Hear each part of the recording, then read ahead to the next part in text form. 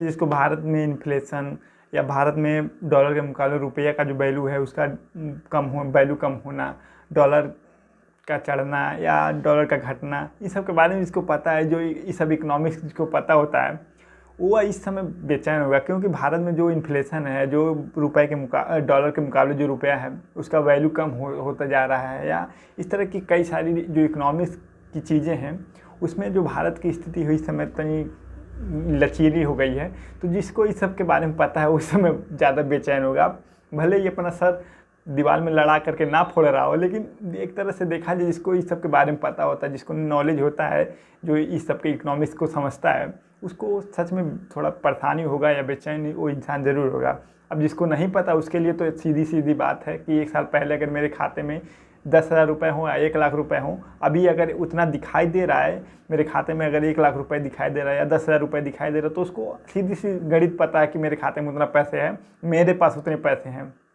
अब जिसको पता है उसको ना पता है कि जो मेरा पैसा है 1 साल पहले जो मेरे पास 1 लाख रुपये था, अगर वो इस समय भी 1 लाख रुपये मेरे पास हों, लेकिन उसको पता है कि मेरे पास जो 1 लाख रुपये है उसका जो 1 साल पहले सामान मिल सकता था उससे, उसी सामान को आज खरीदने के लिए मुझे 1,10,000 या 12,000 रुपये तक देना पड़ेगा। तो जिसको इस सब के बारे में पता है कि जो मेरा पास रहते हुए जो पैसा है उसका डिवैल्यूएशन हो जा रहा है, जो मेरे पास पैसा उसका हर साल लगभग 8% से 10% जो उसका रेट है वह कम हो जा रहा है, तो वो इंसान बेचैन होगा ही। तो नमस्कार दोस्तों, मैं हूं ओमकार गुप्ता और बात करते हैं आज भारत में जो इन्फ्लेशन है उसके कारण जो प्रॉब्लम है, इस सब सारी सिचुएशन के बारे में बात किया जाएगा। तो नमस्कार दोस्तों, मैं हूं ओमकार गुप्ता और बात करते हैं आज इस टॉपिक पे। चलिए शुरू करते हैं। देखिए, भारत में ज़्यादातर जो बैंक हैं उनमें फिक्स डिपॉजिट पे जो ब्याज दर है वो 5% से लेकर के 5.5% मैक्सिमम है, उससे ज़्यादा नहीं है। अब अगर आप भारत में इन्फ्लेशन रेट देखें तो लगभग वो 8% के करीब में इस समय चल रहा है। अगर आप 1 साल के लिए बैंक में 1 लाख रुपए फिक्स डिपॉजिट करा देते हैं तो आपको बैंक उसका 5% के हिसाब से या 5.5% के हिसाब से अगर देखा जाए तो कुल मिला जुला के 5,000 या 5,500 रुपये होता है। अब इन्फ्लेशन रेट है हमारे देश में 8%। अब 1 लाख रुपए जो आप 1 साल के लिए बैंक में दिए हैं उसका 8% इन्फ्लेशन अगर मिला दिया जाए तो आपका 8,000 रुपये कम हो रहा है, लेकिन बैंक आपको 5,000 केवल ब्याज देगा। अब 5,000 ब्याज देगा, 3,000 रुपये आप खुद, आपका पैसा जो है 1 लाख वो खुद से कम हो जाएगा। मतलब ये हिसाब किताब है। जो इन्फ्लेशन रेट है, जो हमारे बैंक में एफडी कराने में पैसे मिलते हैं, कुल 3,000 रुपये आपको केवल बैंक में रखने के कारण आपका पैसा कम हो जाएगा। और उसके ऊपर से जो 5% जो बैंक आपको ब्याज के रूप में देगा उसमें भी टैक्स के रूप में लगभग 200 रुपये आपका सरकार के लिए चला जाएगा। पूरी दुनिया में इन्फ्लेशन इक्वल टू महंगाई का हिसाब किताब चलता है। जहाँ पे इन्फ्लेशन ज़्यादा है वहाँ पे महंगाई ज़्यादा है, जहाँ पे महंगाई ज़्यादा है वहाँ पे इन्फ्लेशन ज़्यादा है। तो कुल मिला जुला के यही हिसाब किताब चलता है। अब कुछ ऐसे देश हैं जैसे सऊदी अरब हो गया, जापान हो गया, स्विट्ज़रलैंड हो गया, इस तरह के जो देश हैं वहाँ पे कई सालों से महंगाई बढ़ी ही नहीं है। लगभग पॉइंट में कुछ बढ़ी होगी तो बढ़ी होगी, क्योंकि वहाँ पे इन्फ्लेशन रेट बहुत ही ज़्यादा कम है और ना के बराबर है, जिसके कारण कई सालों से लगभग वहाँ पे इन्फ्लेशन के कारण महंगाई बढ़ी ही नहीं है। हमारे देश में जब से देश आज़ाद हुआ तब से लेकर के आज तक महंगाई बढ़ती ही गई है, क्योंकि इन्फ्लेशन जो है साल दर साल बढ़ता ही गया है। अब जब देश आज़ाद हुआ था तब वहाँ रुपए की वैल्यू डॉलर के मुकाबले लगभग, सब कुछ लोग सोचते हैं कि 1 रुपये इक्वल टू 1 डॉलर था, लेकिन ऐसी बातें नहीं है। उस समय भी लगभग 4 रुपये 32 पैसे 1 डॉलर के बराबर जो हमारा रुपया था वो था। लेकिन समय के साथ साथ में जो देश में इन्फ्लेशन बढ़ता गया, महंगाई बढ़ती गई, अब डॉलर के मुकाबले जो रुपया है हर साल कुछ ना कुछ घटता गया। अब लगभग 4 रुपये से 5 रुपये से लगभग आज 77 रुपये क्रॉस हो चुका है डॉलर। अब जिस तरह से हर साल दर साल जो डॉलर है वह रुपए के मुकाबले बढ़ता गया, जिसके कारण जो इन्फ्लेशन है देश में बढ़ता गया। अब हर साल इन्फ्लेशन बढ़ रहा है तो महंगाई बढ़ती गई। सवाल उठता है कि आखिर जो महंगाई है, जो इन्फ्लेशन है, सब इसका रिश्ता क्या है। अब इन्फ्लेशन क्या होता है, जिसके कारण जो महंगाई है वो बढ़ती है। तो इन सब के कई सारे रीजन कोई भी गिना सकता है। लेकिन जो मेन कुछ रीज़न है, जैसे जब देश आज़ाद हुआ था, आज़ादी के समय लोगों के पास कहाँ इतनी आय थी कि जिसके कारण जो देश की आय ज़्यादा हो, जिसके कारण उस आय से इंफ्रास्ट्रक्चर डेवलप किया जा सकता है, लोगों की बेसिक ज़रूरतें पूरी किया जा सके। तो सरकार ने सीधे सीधे जो विदेशों से कर्ज लेना शुरू किया, उस कर्ज से जो इंफ्रास्ट्रक्चर है, जो लोगों की बेसिक ज़रूरतें हैं, उसको पूरा करने की कोशिश की।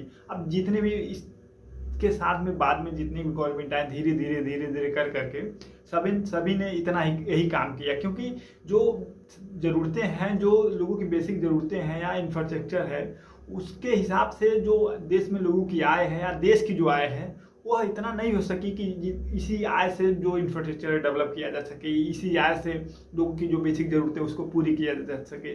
तो जितनी भी गवर्नमेंट आई लगभग सभी ने यही काम किया कि विदेशों से कर्ज लिया और उस कर्ज से जो इंफ्रास्ट्रक्चर डेवलप किया, लोगों की बेसिक ज़रूरतें पूरी करने की कोशिश की। अब आज के दौर में लगभग 155 लाख करोड़ रुपए लगभग देश पे कर्ज है। अब कुछ इंटरनल उसी में कर्ज है, कुछ एक्सटर्नल कर्ज है, कुछ बाहरी कर्ज है, कुछ देश के लोगों द्वारा या देश के व्यापारियों से या बैंकों से या संस्थाओं से लिया जाएगा कर्ज। इंटरनल कर्ज होता है जो देश के संस्थाओं से लिया जाता है, और कुछ बाहर से जो कर्ज लिया जाता है जो विदेश से लिया जाता है, विदेश के देशों से लिया जाता है, उसको एक्सटर्नल डेट कहते हैं। तो ये बातें हैं। इतनी बड़ी अमाउंट का लगभग 155 लाख करोड़ रुपए का जो अमाउंट है, उसका अगर कुछ हिस्सा अगर ब्याज में देना पड़े तो लगभग ये बहुत बड़ा बोझ है किसी के ऊपर भी। अब उसी हिसाब से सरकार के ऊपर भी अब इस समय इतना बोझ हो गया है इस कर्ज के कारण कि अगर आपके पास 1 रुपये पड़े हुए हैं तो उसका 20 पैसा जो है सरकार जोड़ करके सबसे ब्याज के रूप में 155 लाख करोड़ रुपए का ब्याज जो है हर महीने सरकार को देना पड़ता है। तो एक तरह से ये भी सरकार के ऊपर बहुत बड़ा बोझ है जो हम लोग के ऊपर इतना ज़्यादा कर्ज हो गया है।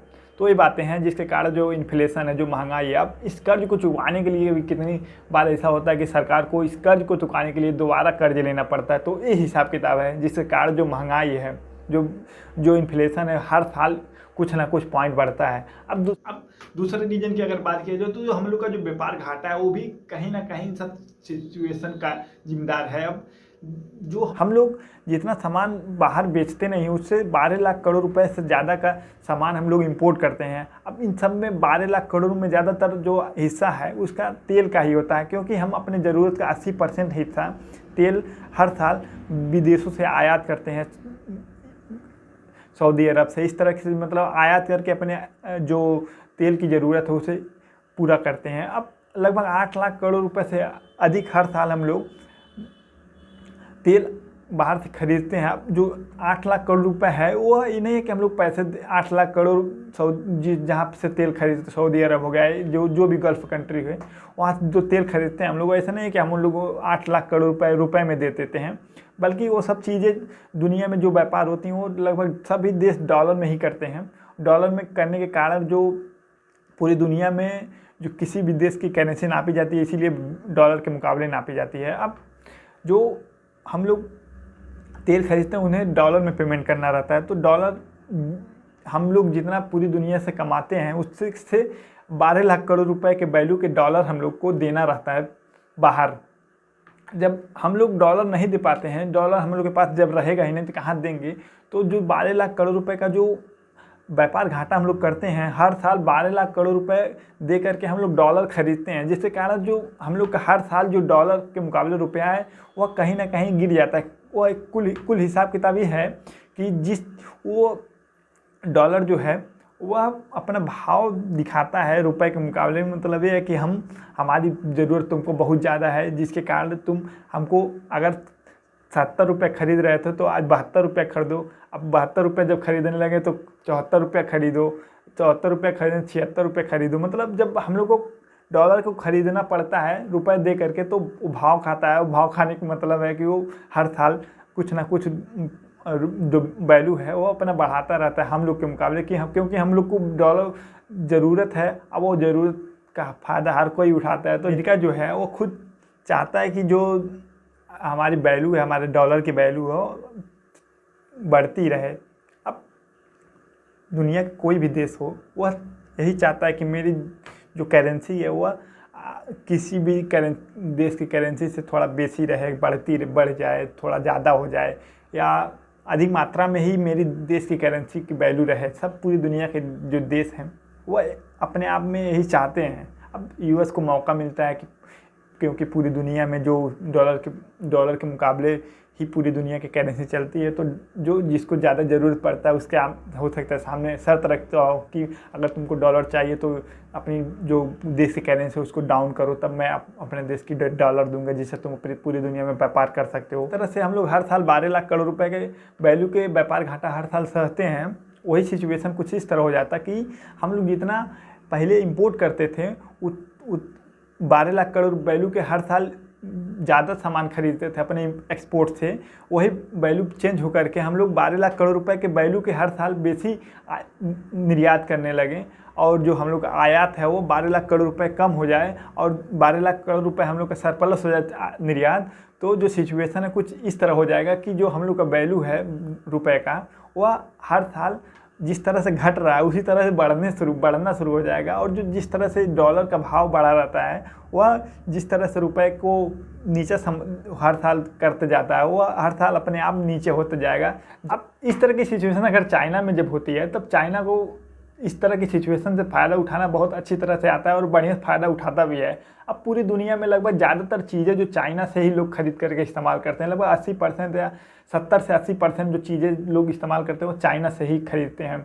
अब चाइना के करेंसी के येन की जो चाइना की करेंसी है उसका जब वैल्यू कम होगा तो जो चीज़ें लोग 10 रुपये देकर उससे खरीदते हैं वही चीज़ें जब उसको 12 रुपये देकर खरीदना पड़ेगा तो उन लोग का खुद होश ठिकाने आ जाता है। इसलिए पूरी दुनिया के जो देश हैं वह चाहते हैं कि चाइना की जो वैल्यू हो कभी उसका डिवैल्यूएशन ना हो, उसका जो मुद्रा है वो स्टेबल रहे, वो कम ना हो। नहीं ज़्यादातर जो भार पड़ेगा उन्हीं लोग के पड़ेगा, क्योंकि पूरी दुनिया का जो फैक्ट्री है वो चाइना है और चाइना पूरी दुनिया में चीज़ें बेचता है और ज़्यादातर जो दुनिया में चीज़ें बिकती हैं वो चाइना से ही बन करके जाती हैं। तो चाइना इस सब चीज़ों का अच्छी तरह से फ़ायदा उठाता है। अब यहाँ पे सीधी सी बात यह है कि पूरी दुनिया में जिसके पास ज़्यादा विदेशी मुद्रा भंडार होगा उस देश की इकोनॉमी और उस देश की अर्थव्यवस्था अच्छी तरह से स्टेबल होती है। सबकी सीधी एक बात यही है। तो ये सब बातें हैं। आशा करता हूँ आप लोगों को ये वीडियो समझ में आएगा, और वीडियो देखने के लिए धन्यवाद।